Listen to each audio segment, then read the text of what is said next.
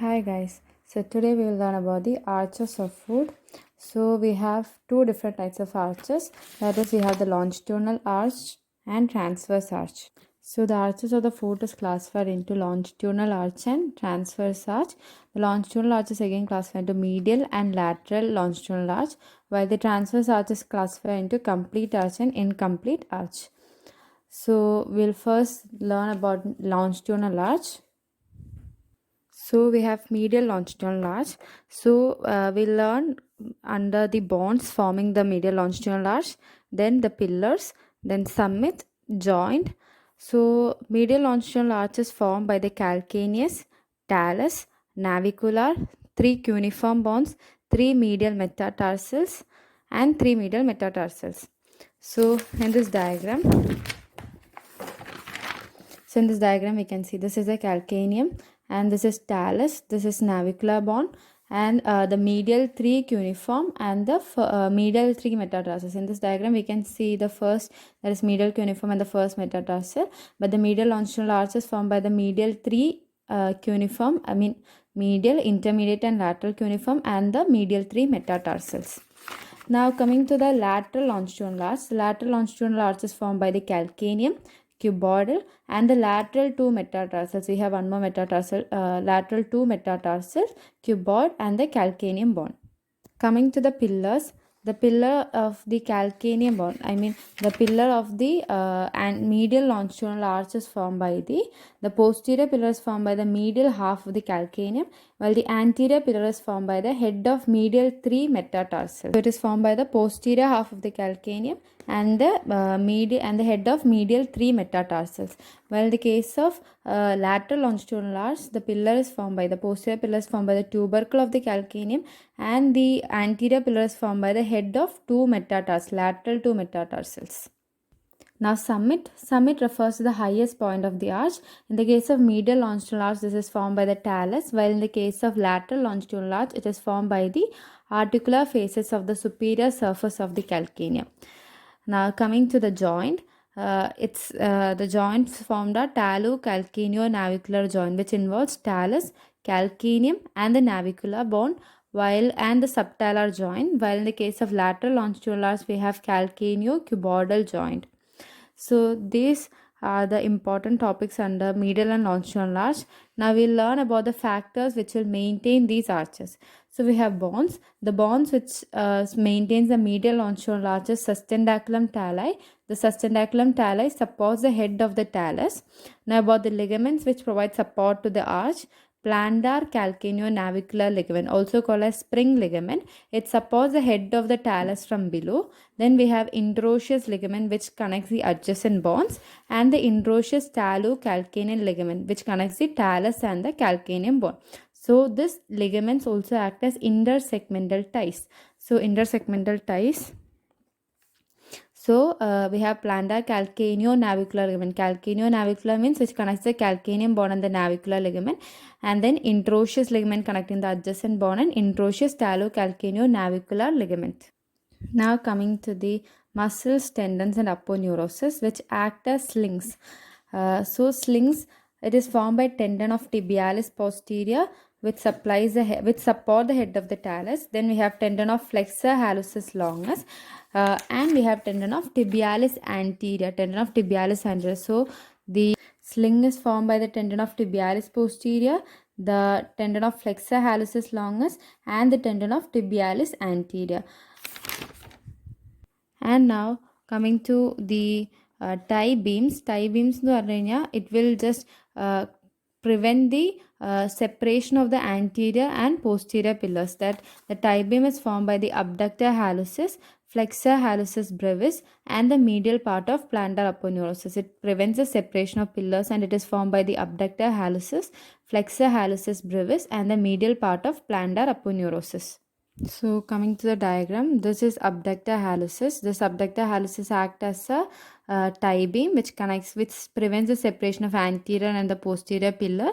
Then we have medial part of the plantar aponeurosis, and now acting as sling. Sling is formed by the tendon of flexor hallucis longus, tendon of tibialis posterior, and we also have tendon of tibialis anterior.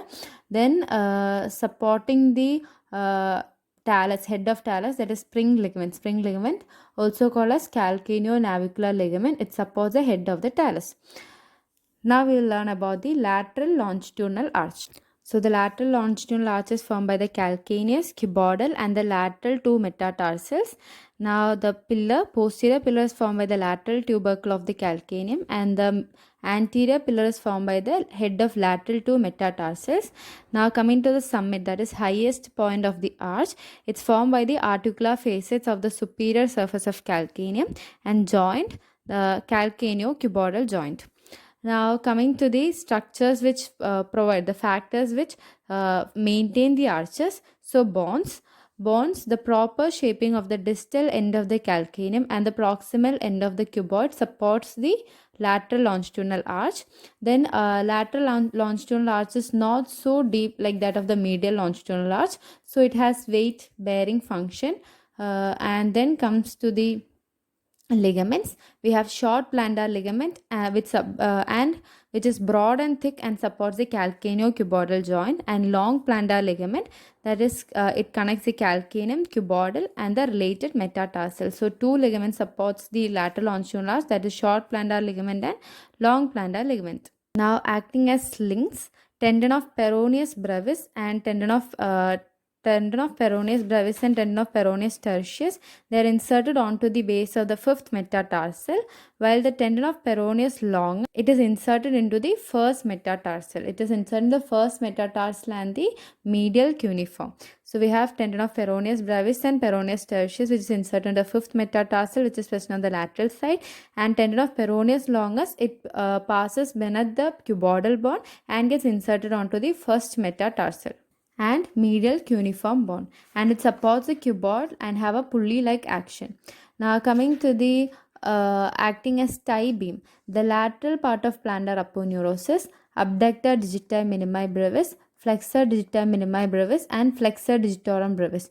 That is all the intrinsic muscles of the little toe, they act as tie beam and thus prevent the separation of the anterior and posterior pillars.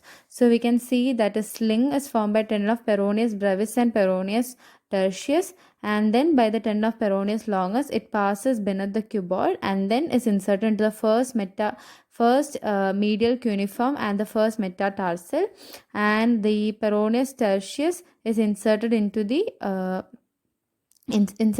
fifth metatarsal.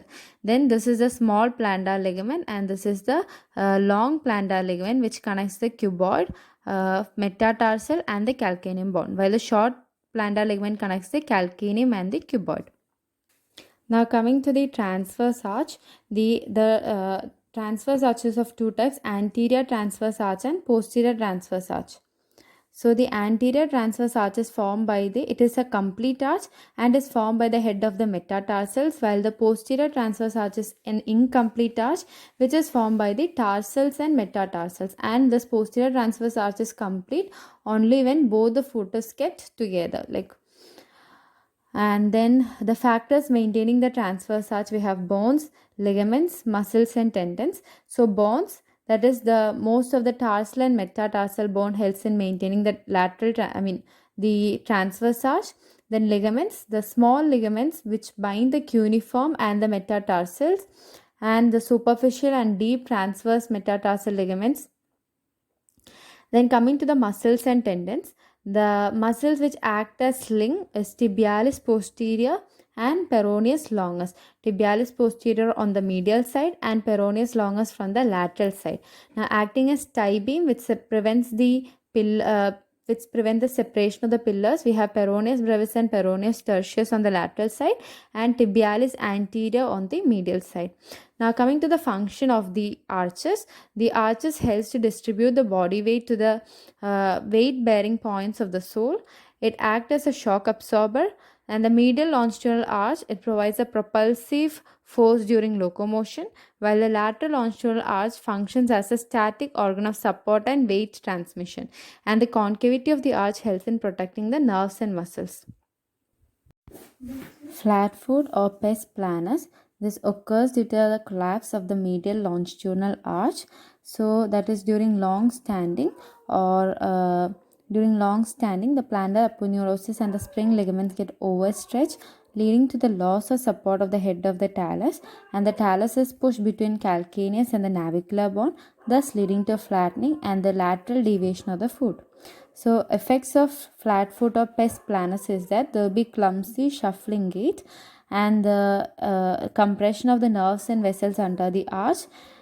It makes the foot more liable to trauma. Thank you.